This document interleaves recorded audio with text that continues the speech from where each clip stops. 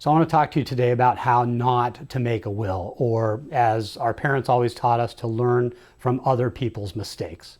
Hi, I'm Kent Berk. I'm an attorney at the Scottsdale, Arizona law firm of Berk Law Group, where we handle probate, trust, estate, and other types of litigation cases here in Arizona. I want to talk today about the case involving the estate of Jones. Here there was a girl, Elisa, who was born, and after she was born, her mother died, and she was adopted out. A few years after she was adopted out, her natural grandmother found her, and they established contact and then had a very close relationship for the rest of Jones, her grandmother's life. Well, before Jones died, she typed up a will on her computer and then printed it out, made some handwritten changes, and ultimately filled it out to where Elisa was supposed to inherit 25% of the grandmother's property out in Lake Havasu City. So Elisa presented the will to probate court, and the grandmother's sister objected and said that the will wasn't valid. The court ultimately found that because the grandmother only signed the will and there was only one notary, not two witnesses as required by Arizona law, that it was not a valid will under Arizona law, as a result of which Elisa was not entitled to any benefits under this partially typed and partially handwritten will. Next, Elisa argued, though, because part of the will was handwritten, that it was a valid holographic will under Arizona law.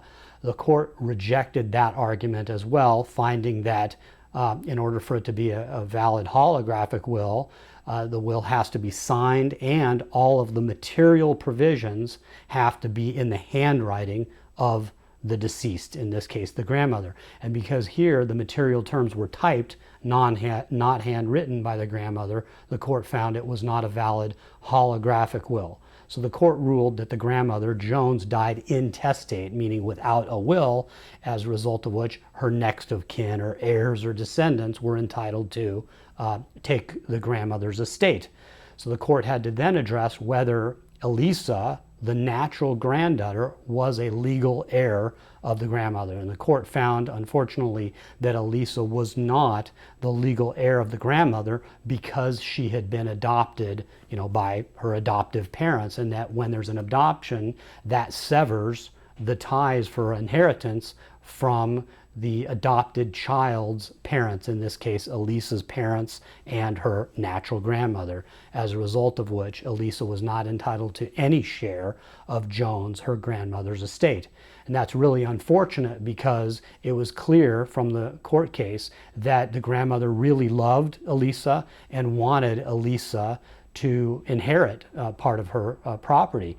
Now, being a litigator, of course, I'm telling you this because I want you to go and see an estate planner in order to avoid the same types of problems that Elisa suffered here, where she was unable to inherit any part of her grandmother's estate because of the simple mistake in not having two witnesses sign or in having the grandmother fill out the whole will in her own handwriting.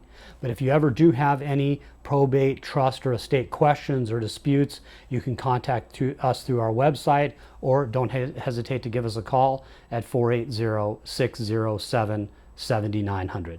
Thank you.